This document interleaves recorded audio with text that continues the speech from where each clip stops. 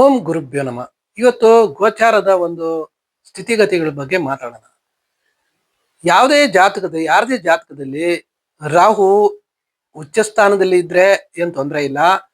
ಒಂದು ಅವನು ಶತ್ರು ಸ್ಥಾನದಲ್ಲಿ ಇದ್ದಾಗ, ಅಥವಾ ಅಗ್ನಿತತ್ವ ರಾಶಿಯಲ್ಲಿ ಇದ್ದಾಗ, ಅಥವಾ ಜಲತತ್ವ ರಾಶಿಯಲ್ಲಿ ಇದ್ದಾಗ ಅವನು ಅಲ್ಲಿ ರಾಹು ಅತ್ಯಂತ ಶುಭಕರನಲ್ಲ.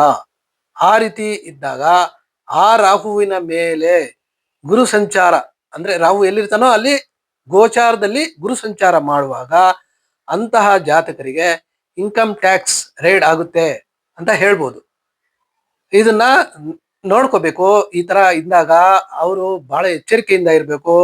ಅಂತ ಯಾವುದೇ ಆಕ್ಟಿವಿಟೀಸ್ ಎಲ್ಲ ಅದ್ರ ಇನ್ವಾಲ್ವ್ ಆಗದೆ ಒಂದು ಪ್ರಾಮಾಣಿಕವಾಗಿ ದುಡಿಬೇಕು. ಯಾಕಂದ್ರೆ 12 ವರ್ಷಕ್ಕೆ ಒಂದೊಂದ್ಸಲ ಗುರು ಅಲ್ಲಿ ಬರ್ತಾನೆ ರಾಹು ಮೇಲೆ. ಅವಾಗ ಇನ್ಕಮ್ ಟ್ಯಾಕ್ಸ್ ರೇಡ್ ಆಗೋದು ಅಂತೂ ಖಂಡಿತ.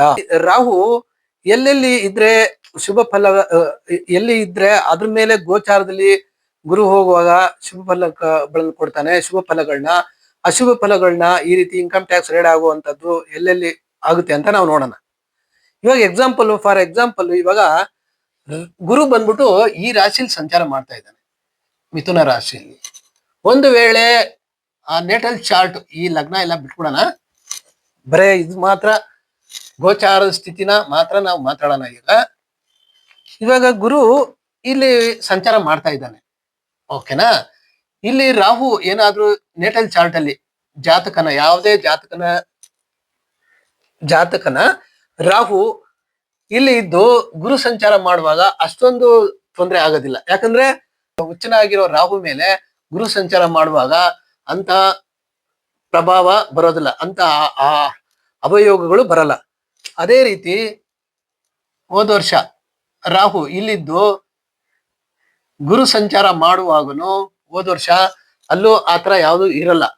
ಒಂದು ವೇಳೆ ರಾಹು ಇಲ್ಲಿದ್ದು ಜನ್ಮ ರಾಹು ಗೋಚಾರದಲ್ಲಿ ಈ ರೀತಿ ಹೋದಾಗ, ರಾಹು ಮೇಲೆ ಸಂಚಾರ ಮಾಡುವಾಗ ಅಲ್ಲಿ ಬರುತ್ತೆ, ಅವರು ಇನ್ಕಮ್ ಟ್ಯಾಕ್ಸ್ ರೇಡ್ಗೆ ಒಳಗಾಗ್ತಾರೆ.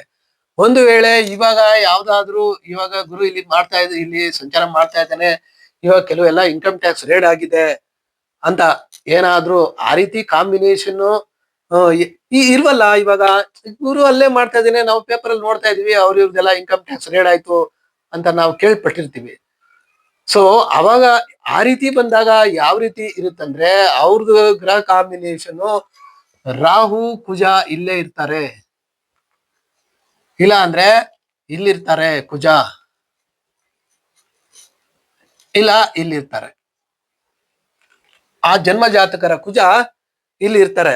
ಯಾಕಂದ್ರೆ ಕುಜನ ಅಷ್ಟಮ ದೃಷ್ಟಿ ರಾಹು ಮೇಲೆ ಬಿತ್ತು, ಅಲ್ಲಿ ಗುರು ಸಂಚಾರ ಮಾಡುವಾಗ ಅಲ್ಲಿ ಕುಜನ ಕಂಟ್ರೋಲ್ ಅಲ್ಲಿ ರಾಹು ಬಂದ್ಬಿಟ್ಟ. ಆ ರೀತಿ ಬಂದಾಗನು ಅವ್ರದ್ದು ಇನ್ಕಮ್ ಟ್ಯಾಕ್ಸ್ ರೇಡ್ ಆಗುವಂತಹ ಸನ್ನಿವೇಶಗಳು ಇರುತ್ತೆ.